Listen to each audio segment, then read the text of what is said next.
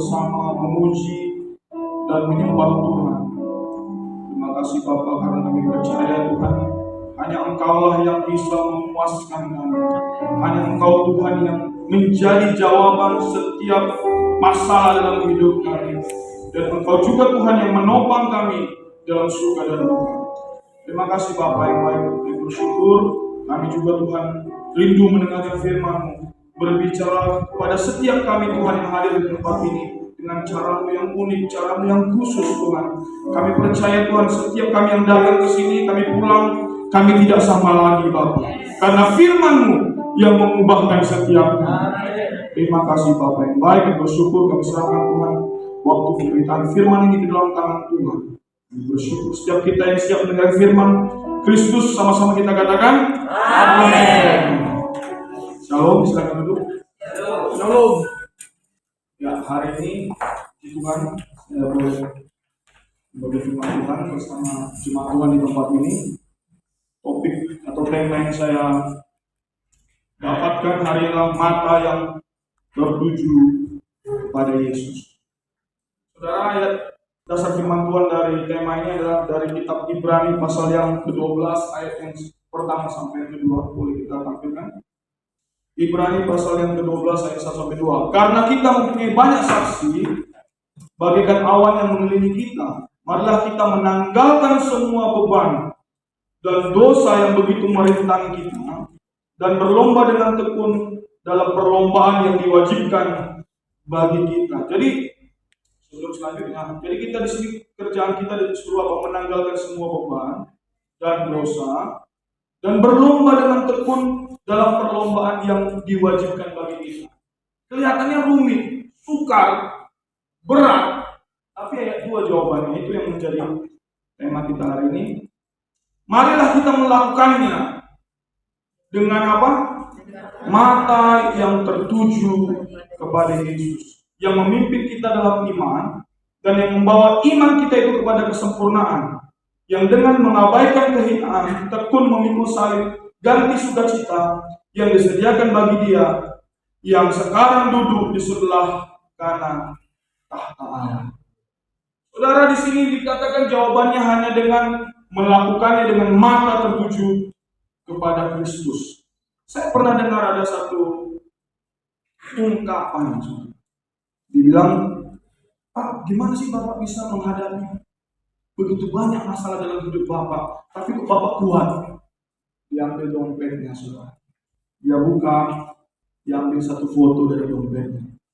Tempat foto siapa, saudara? Foto istrinya.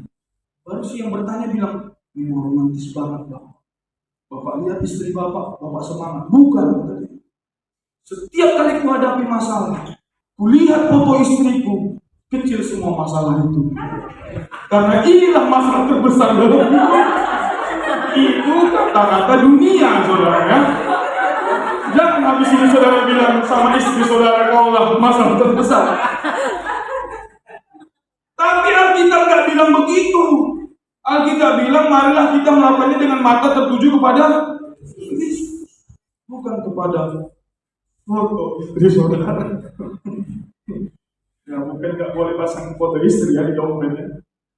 Kita melakukannya dengan mata tertuju kepada Yesus. Pak, saya bergumul nih, saya mau berubah. Kok susah? Jangan lihat ini, lihat Tuhan Yesus. Saya ada 3 poin hari ini. Kalau enggak nanti kata Pak Yusuf ada poin lagi bisa ditambah lagi. Tapi ya 3. Saya mulai dengan melihat Tuhan Yesus di dalam keluarga. Kitab Kejadian pasal yang kedua ayat 23 sampai 24. Ya Pak Jo dan Pak Yusuf sudah membagikan kemarin. Setelah saya renungkan lagi, saya dapat poin lagi, saudara. Kejadian pasal 2 ayat 23 sampai 24. Lalu berkatalah manusia itu, inilah dia, tulang dari tulangku dan daging dari dagingku, ia aku dinamakan perempuan, sebab ia diambil dari laki-laki. Ayat 24. Sebab itu seorang laki-laki akan meninggalkan ayahnya dan ibunya dan bersatu dengan istrinya, perempuan ya, sehingga keduanya menjadi satu daging. Jadi pernikahan itu inisiatif Tuhan, itu yang pertama. Yang kedua, dari bahasa aslinya pun Tuhan sudah mempersiapkan bahwa kita harus melakukan segala sesuatu khusus dalam keluarga dengan mata yang tertuju kepada Tuhan. Bahasa asli laki-laki boleh ditampilkan, bahasa Ibraninya laki-laki dan perempuan kita lihat di sini. Kalau saudara nanti juga mau pelajari, ada itu di sabda.org itu ada bahasa asli Alkitab semua. Nanti kan yang besar biar nampak semua. Klik dia 2 kali. Ya. Jadi laki-laki dalam ayat ini bahasa aslinya, bahasa Ibraninya adalah ish. Katakan ish dulu. Ish. Ya, Pak Is itu laki-laki ya. Pak laki-laki. Jadi di sini perempuan apa namanya? Ish. Oh, saudara belajar 2 bahasa Ibrani hari ini ya. Biasa ini berapa SKS ini? Ish yaitu man, laki-laki, dan Isya adalah perempuan. Oke, selanjutnya. Ya. Jadi kalau dalam bahasa Ibrani, saudara, jadi hurufnya saya jelaskan sini ya. Jadi yang pertama, yang laki-laki yang paling kanan itu, kalau Kalau bahasa Ibrani itu baca dari kanan ke kiri. Jadi yang pertama itu Alef, yang paling atas yang kanan, ya betul.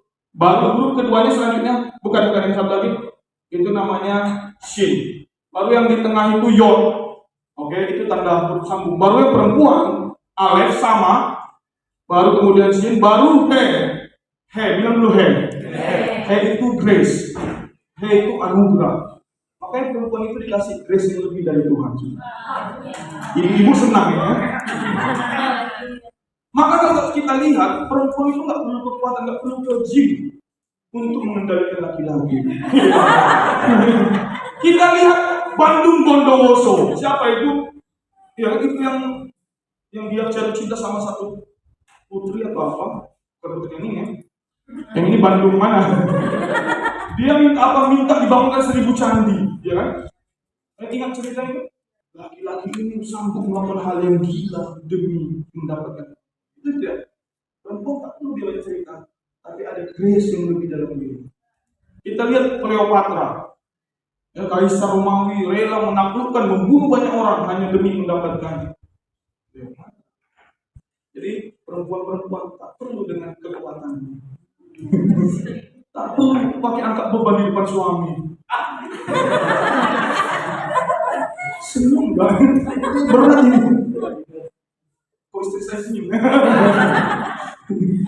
Jadi enggak, justru kita harus mengandalkan grace itu, anugerah, ya kan? Nah, kembali lagi yang kepanjangan. Jadi kalau kita lihat Yod itu yang ditandai kuning, Yod dan He itu yang di bawah, nama Tuhan dalam perjanjian lama Yahweh. Itu adalah Yod, He, Wah, He. Oke, nama Tuhan Yahweh. Jadi kalau tanda petik ini dicampur digabungkan dengan He selanjutnya, itu menjadi nama Tuhan, yaitu Yah. Next. Ya ini dia, Yah. Makanya ada haleluya. Hale itu pujilah. Yah itu Tuhan, pujilah Tuhan. Yah. Jadi dalam nama laki-laki dan perempuan digabungkan menjadi nama Tuhan. Bayangkan kalau kita ambil Tuhan dari nama perempuan dan laki-laki, kalau mereka sudah menjadi suami istri. Jadi apa? Coba kita lihat. Selanjutnya. Ini dia tadi. Tanpa Yod dan tanpa He tadi. Is di sini bahasa aslinya menjadi apa? Fire itu apa? Api.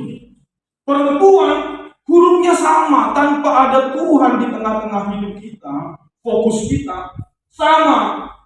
Jadi api, saudara. Bayangkan tanpa Tuhan dalam keluarga kita, tanpa fokus kita kepada Tuhan, suami istri itu dua-duanya api. Tak perlu nunggu kita mati masuk neraka, saudara.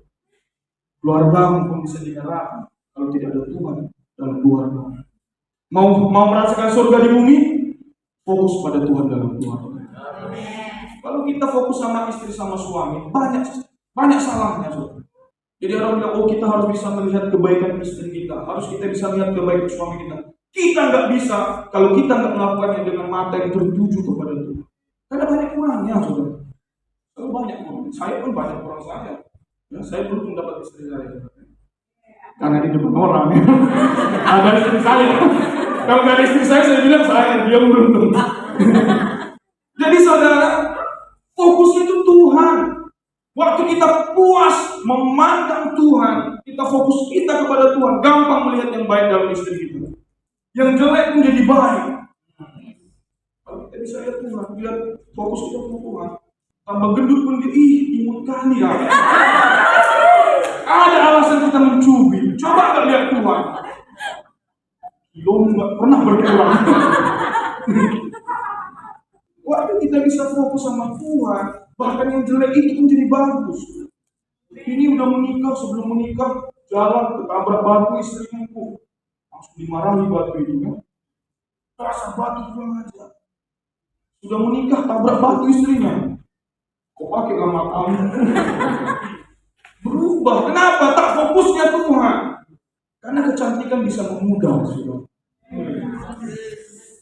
Pak, aku dulu jatuh cinta karena suaranya. Suara bisa berubah. Minum es serak dia. Cintanya berkurang. Waktu kita nggak fokus sama Tuhan, semua bisa jadi masalah. Istri juga itu. Kalau nggak fokus sama Tuhan, bisa salah semua yang dibuat suami. Di mata saudara. Saudara lihat suami orang lebih keren. Lihat tuh mobil tetangga ganti, suami ganti, terpaksa terus ganti mobil. Karena lihat suami orang, nanti suaminya bilang, "Mah, tetangga ganti istri." Apa saudara? Apa saudara mau bilang?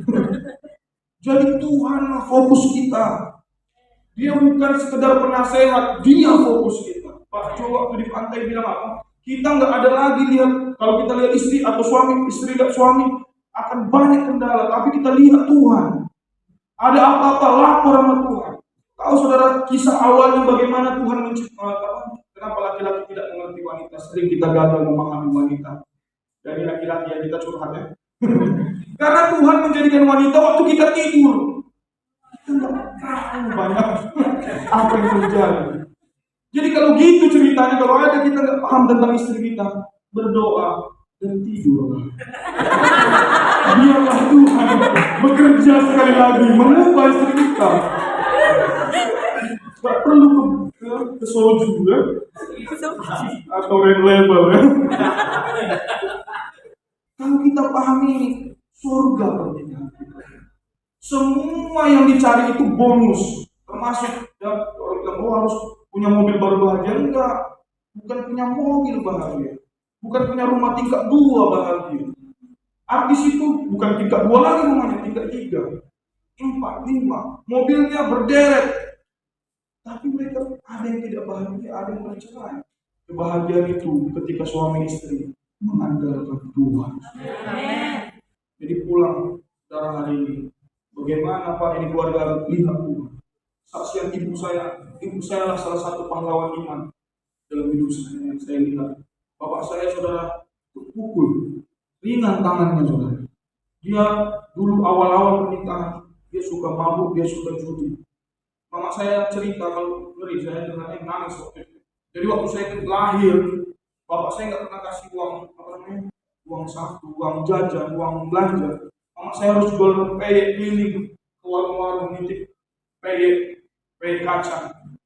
Dan saya digendong di belakang. Makanya saya hitam, saya putih saudara. Ini sama bapak saya. Tapi saya putih. Nggak percaya, saya tunjukin foto saya putih dulu. Tapi karena matahari. Baru dia cerita kadang nggak laku dikembalikan. Tapi saya lihat apa? Dia selalu kembali ke Tuhan. Dia berdoa. Dia berdoa tentang suaminya. Dia bilang, saya ingat tuh saya waktu lagi di drop out dari kuliah saudara. Saya mengurung diri di rumah. Saya ingat saya pernah lewat kamar mama saya. Jadi lalu ku dengar di doa ibuku ada namaku disebut itu. Saya didoakan saya. Dia kembali ke Tuhan. Karena dia berpikir dia nggak bisa berbuat apa-apa. Tahu saudara, Tuhan kasih hikmat sama dia. Apa? Karena bapak saya suka minum-minum di luar. Daripada dia harus keluar, dia belilah minuman di rumah. Manapun ceritanya, nanti tadi nonton tinju apa. Jadi di rumah lah dia minumnya sampai agak-agak ojok, dia tidur di rumah. Yang saya mau sampaikan adalah bukan caranya saudara besok tidur di rumah, tapi fokusnya kepada Tuhan. Tuhan yang kasih hikmat saudara. Bukan cara, jangan ditiru, beda keluarga beda. Kalau Pak Meltari ngajak anak-anaknya ke mall, dia nggak harus kita semua ke mall. Boleh saudara ke mana, ke hotel boleh gitu loh. Bukan caranya, tapi fokusnya. Waktu Pak Meltari fokus kepada Tuhan, dia pun ingin membahagiakan anak istri. Dengan cara yang berbeda-beda. Jadi kita nggak, kecenderungan kita adalah pengen melihat cara gitu. Cara bagaimana. Kita lihat cara gereja orang, kita lihat cara suami orang, kita lihat cara istri orang. Enggak. Hari ini saudara, keluarga kita bahagia, fokus kita kepada Tuhan. Amin. Yang kedua, belum yang kedua, ternyata ada koma di sini saudara. Kita buka Kolose 1:17. Jadi ketika Tuhan fokus kita dalam keluarga, ketika Tuhan Yesus ada dalam keluarga kita, Kolose 1:17, ini yang hafalan kita sebenarnya. Saking hafalnya di luar kepala ya saudara. Oke. Kita baca, kalau saudara ada di handphone saudara, kita baca sama-sama ya. Kolose 1:17, 1, 2, 3 ya. Ia ada terlebih dahulu dari segala sesuatu, dan segala sesuatu ada di dalam Dia. Bahasa Indonesia-nya memang agak ya kurang jelas saudara, tapi bahasa Inggrisnya begini. He is before all things, and in Him, di dalam Kristus, all things hold together. Di dalam Yesus semua itu dijaga dalam kesatuan, saudara. Hold together, dipegang untuk tetap menyatu, saudara. Jadi waktu ada Yesus dalam keluarga kita, fokus kita Tuhan Yesus. Tuhan Yesus yang jagain keluarga kita. Ya, gak perlu fokus kita nggak ke yang lain-lain. Bagaimana ya agar keluarga ini utuh menjadi seperti keluarga cemara? Nggak perlu. Waktu kita fokus kepada Tuhan Yesus, He holds all things together. Dia menjagai semua agar tetap di dalam Dia. Bahasa Inggrisnya all things together. Amin, saudara. Jadi pusatkan pada Tuhan Yesus. Selanjutnya, poin yang kedua, tadi dalam keluarga. Sekarang kita ke pribadi masing-masing. Kita buka dalam kitab Matius 14 ayat 22 sampai 33, kita baca bersama-sama karena firman Tuhan itu iman timbul dari pendengaran, kan? Harus dengar. Saya baca yang genap, saudara baca yang ganjil. Ayat 22. Sesudah itu Yesus segera memerintahkan murid-muridnya naik ke perahu dan mendahuluinya ke seberang. Sementara itu ia menyuruh orang banyak pulang. Saudara yang baca 23. Dan setelah orang banyak itu sudah pulang, Yesus naik ke atas bukit untuk berdoa sendiri. Ketika masih tengah malam, ia sendirian di situ. 24. Perahu murid-muridnya sudah beberapa mil jauhnya dari pantai dan diombang-ambingkan gelombang karena angin sakal.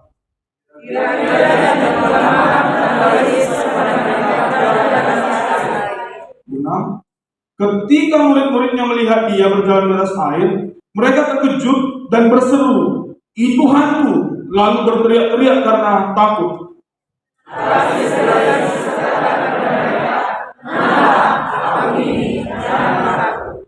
Lalu Petrus berseru menjawab dia, "Tuhan, apabila Engkau itu, suruhlah aku datang kepadamu berjalan di atas air."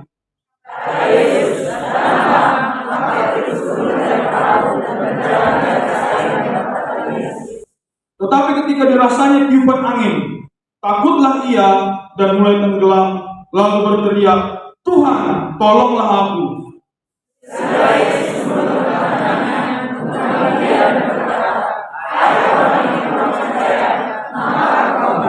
Oke, sampai situ. Kembali tadi ke ayat 22. Saudara, kisah ini saudara sudah tahu. Tuhan Yesus dan murid-muridnya baru saja memberi makan 5.000 orang. Yesus baru melakukan mujizat yang dahsyat, terjadi pelipat kemudahan. Ketika sudah malam, Tuhan Yesus bilang, "Oke, kalian pergi ke seberang duluan, aku berdoa." Dan ketika Tuhan Yesus berdoa, murid-murid mengalami apa namanya? Ayat 23 dikatakan ada angin sakal. Ayat 23 ya. 23.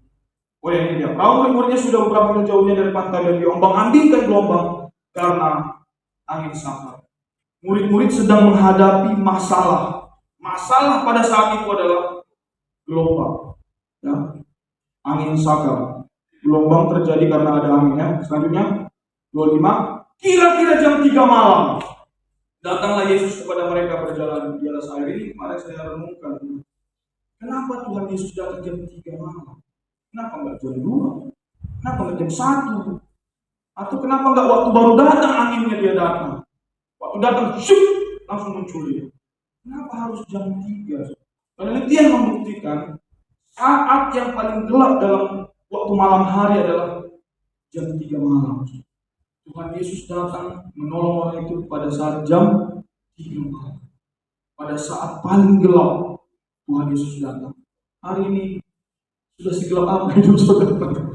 Kalau sudah gelap, siap. Tuhan Yesus is on the way. Amin. Dia sedang about to do something. Dia hendak melakukan sesuatu dalam hidupnya. Dan kemudian yang menarik bukan cuma dia datang yang 3. Tadi saya bilang ya, murid-murid itu sedang menghadapi masalah mereka apa? Ada angin, ada gelombang. Tuhan Yesus datang bukan berenang. Capek kali kamu kalian buat, enggak gitu dia bilang. Aku naik perahu dia gini-gini, kalian tinggalkan aku, capek juga mendayung perahu ini, enggak. Dia jalan santai. Itu nggak ada jas waktu itu ya. Pakai jas juga. Dia menunjukkan dia berjalan di atas masalah yang sedang mereka hadapi itu, saudara. Dia tidak ikut bergumul ya, memang susah kali masalah, enggak. Dia tunjukkan aku di atas masalah ini. Hari ini apa angin sakal saudara? Apa gelombang hidup saudara? Tuhan Yesus berjalan di atas masalah. Amin. Dia jalan. Kemudian, ayo dulu. Ketika murid-muridnya melihat dia berjalan di atas air, mereka terkejut. Ini ya. Kita nggak usah bahas ini di khotbah selanjutnya. Ayat 27. Tetapi segera Yesus berkata kepada mereka, tenanglah, aku ini, jangan takut. Bahasa aslinya sudah dikatakan di sini. Sebenarnya aku ini adalah I am. Sama dengan waktu dia katakan kepada Musa, siapa kau Tuhan? Apa namamu kalau aku sebutkan? I am who I am. Aku adalah aku. Artinya apa? Tuhan Almighty God, Tuhan yang Maha Kuasa itu. Aku ini. Aku dalam kendali. Segala kuasa ada dalam diriku. Jangan takut. Setiap kali kita melihat Tuhan, Tuhan hanya bilang itu, jangan takut. Aku dalam kendali. I am, lanjutkan saudara. Dalam kitab Yohanes, Tuhan Yesus menyebutkan I am 7 kali. Ada dia bilang, aku adalah roti hidup, aku adalah air hidup, aku adalah pokok anggur. Lanjutkan saudara, apa Tuhan dalam hidup. Makanya ketika Tuhan bilang I am, aku ini, Petrus ngomong apa? Ayat 28. Lalu Petrus berseru dan menjawab, Tuhan, kalau kau itu Tuhan, suruh aku datang kepadamu dan berjalan di atas air. Ayat 29. Maka kata Yesus, datanglah. Maka Petrus turun dari perahu dan mengapain? Berjalan. Apa yang bisa kita lihat dalam diri Tuhan? Tuhan Yesus pada saat itu lagi ngapain? Berjalan di atas air. Apa yang kita bisa lihat dalam diri Tuhan, maka kita juga bisa melakukannya. Hari ini apa masalahmu? Hari ini masalah mereka adalah air, gelombang. Dan waktu mereka melihat Yesus, Petrus khususnya, sepanjang Petrus melihat Yesus, dia berjalan di atas air. Gelombangnya masih ada nggak? Badainya masih ada nggak? Masih. Kadang jawaban Tuhan bukan menyelesaikan masalahmu, tapi memampukan engkau berjalan di atas masalah. Makanya dibilang bahagia itu sekarang. Saya selalu diberkati dengan Bapak dia bilang bahagia itu now. Bukan tunggu masalahmu selesai. Karena hidup kita ini selalu dipenuhi dengan masalah. Bahkan orang mati pun punya masalah. Siapa yang kuburkan?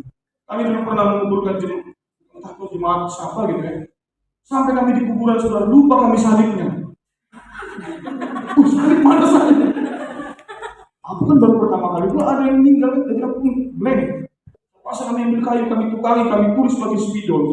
Bayangkan, orang mati pun punya masalah. Yang menguburkan kurang profesional. Jadi apalagi kita yang hidup, kalau tunggu masalah kita selesai, kita akan pernah bahagia. Bahagia itu mana? Jadi waktu Petrus bisa lihat Tuhan, dia jalan. Badai tak selesai, gelombang masih banyak, tapi dia berjalan di atas air. Selanjutnya, ini yang kita sering lakukan. Ketika dirasanya tiupan angin, takutlah dia dan mulai tenggelam. Saya mulai memakai logika. Coba kita bikin keadaannya terbalik. Tidak ada angin, gelombangnya tenang banget. Bisa nggak Petrus jalan di atas air? Harusnya. Siapa di sini paling langsing? Kita tes, ceburkan ke laut. Tetap nggak bisa jalan. Kita tunggu nggak ada angin, oke? Nggak ada angin, nggak ada gelombang, oke? Siapa tadi kameramen kita paling langsing kan? Nomi. Coba kita tes. Jadi yang bikin dia jalan di atas air itu bukan karena nggak ada angin, nggak ada gelombang. Tapi kenapa waktu dia lihat gelombang dan angin dia takut? Bukan karena gelombang dan airnya. Saudara paham gak ini? Bukan karena air dan gelombang, tapi karena waktu dia tidak melihat Tuhan, dia takut. Kapan kita mulai down? Kapan kita rasa ketika semua orang salah, kita sendiri yang benar? Kita selalu jadi korban. Kita dicurangi. Ya? Ini karena bapakku dulu. Kenapa bapakku marga si Hombi? Lupa beli aku dikasihnya marga. Saya nggak ada marga.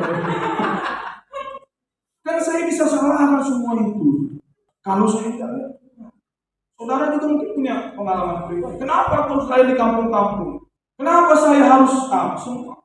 Kita bisa salahkan semua ketika kita nggak lihat Tuhan Yesus. Petrus mungkin bilang, aku karena aku lihat ke badai Tuhan, aku lihat gelombang. Bukan itu poinnya. Dia melepaskan pandangannya dari Tuhan Yesus. Hari ini perjuangan kita adalah tetap memandang Tuhan. Kalau kita bisa tetap memandang Tuhan, kita bisa berjalan di atas masalah. Apapun itu. Karena kita pasti menghadapi masalah. Pasti. Buka bisnis, pasti ada masalah bisnis. Ya, saya lihat teman-teman yang buka bisnis makanan, cari anggota karyawan tetap itu susah. Baru sebulan dapat ilmunya cabut, dia bikin dia punya sendiri. Ya. Yang kerja pasti ada masalah. Teman mungkin sering menggosip, atau teman menjatuhkan saudara. Dimanapun kita ada masalah. Ya, waktu kita lapar, masalahnya kita mau makan. Kita kekenyangan, masalahnya kita jadi ngantuk. Ya. Kita mau ke pantai, kita nggak liburan, kita mau ke pantai.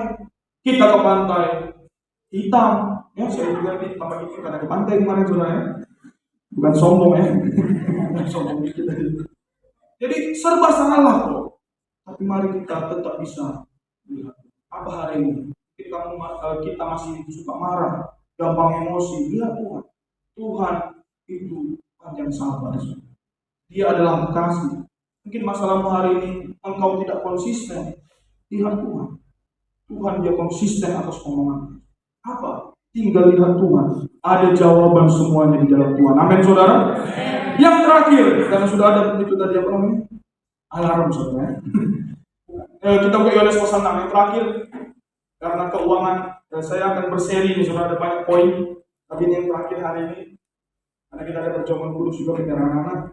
Yohanes pasal yang ke-6 tentang saya bicara ini memandang Yesus dalam keuangan. Ini kabar baik saudara ya. Yohanes pasal yang ke-6 ayat 1. Kita baca sama-sama aja. Ya, saya bacakan dia, saudara baca genap. 1, 2, 3 ya. Sesudah itu Yesus berangkat ke seberang danau Galilea, yaitu danau Tiberias. Kedua,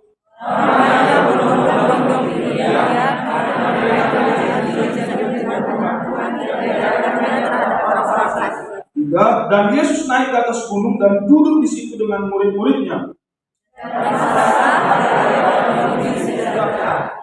Ketika Yesus memandang sekelilingnya dan melihat bahwa orang banyak berbondong-bondong datang kepadanya, berkatalah ia kepada Filipus, di manakah kita akan membeli roti supaya mereka ini dapat makan?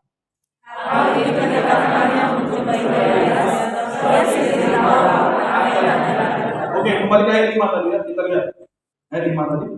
Dia bilang gini, di manakah kita akan membeli roti supaya mereka ini dapat makan? Tuhan Yesus bertanya. Ada masalah di situ. Ada keadaan yang harus diberikan solusi. Ada 5.000 orang laki-laki yang sedang kelaparan. Saudara laki-laki nggak lapar aja kuat saudara. Apalagi lapar. Tenaganya bisa tambah. Makanya orang bisa berantem gara-gara lapar. Sekarang belum jam makan kan? Masih oke lah ya. Jadi kalau laki-laki lapar ini ngeri saudara ya. Dan selanjutnya dibilang apa? Waktu dia bertanya, dibilang apa? Hal itu dikatakannya untuk mencobai dia. Sebab dia sendiri tahu apa yang hendak dilakukan. Tuhan Yesus tahu kok solusinya. Dia hanya pengen lihat respon kita apa. Tuhan Yesus ada di situ. Baru dia ngomong, ada 5.000 orang. Kayak mana ini? Sebenarnya Tuhan udah tahu jawabannya. Selanjutnya kita lihat apa respon si Filipus. Roti seharga 2 roti 200 dinar tidak akan cukup untuk mereka ini, sekalipun masing-masing mendapat sepotong kecil saja. Ini Filipus menggunakan logika apa? Dia melogikakan kebutuhan yang besar. Dia melihat kebutuhan kita ini sangat besar Tuhan. 200 dinar itu tak cukup. 200 dinar itu saudara gaji setengah tahun.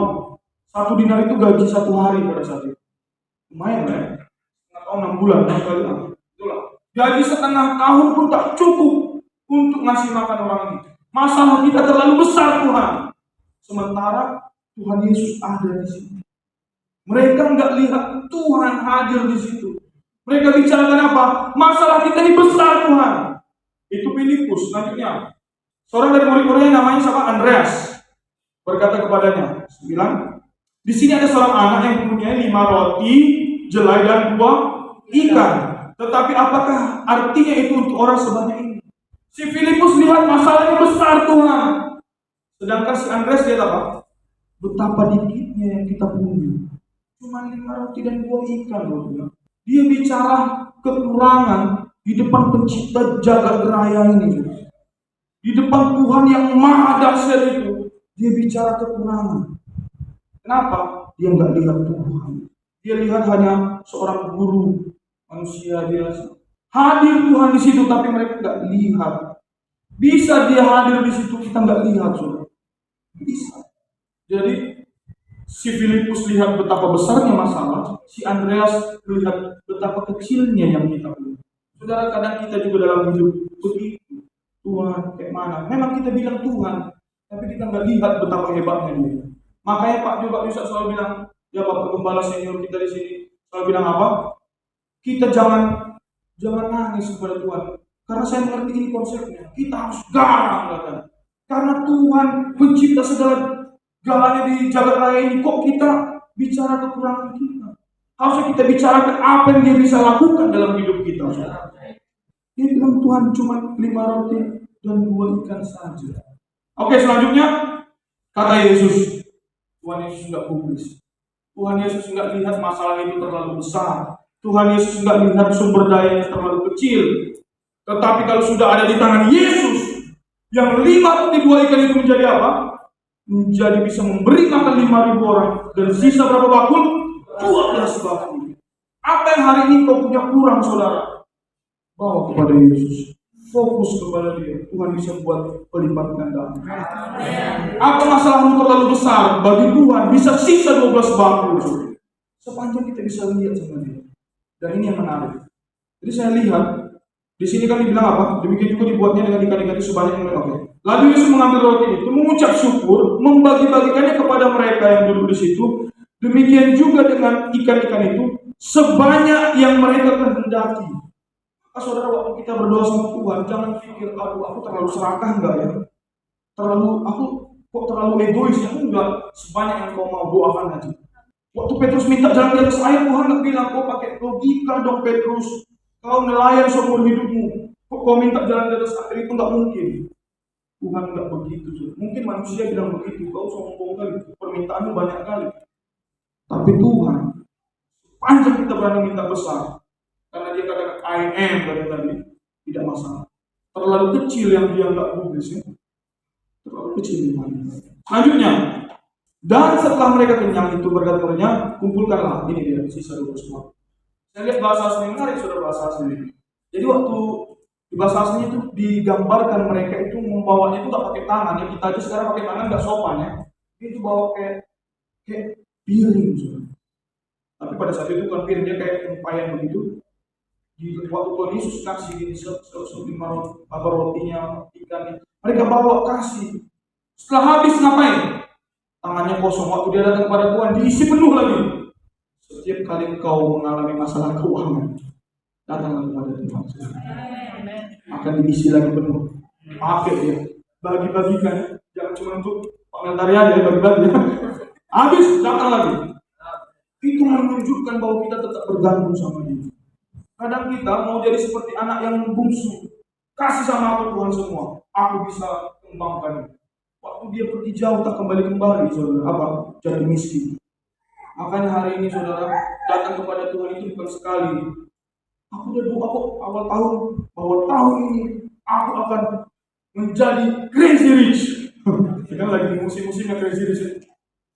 Tak cukup pada sekali. Datang terus, isi terus mangkokmu tadi, apa piringmu tadi.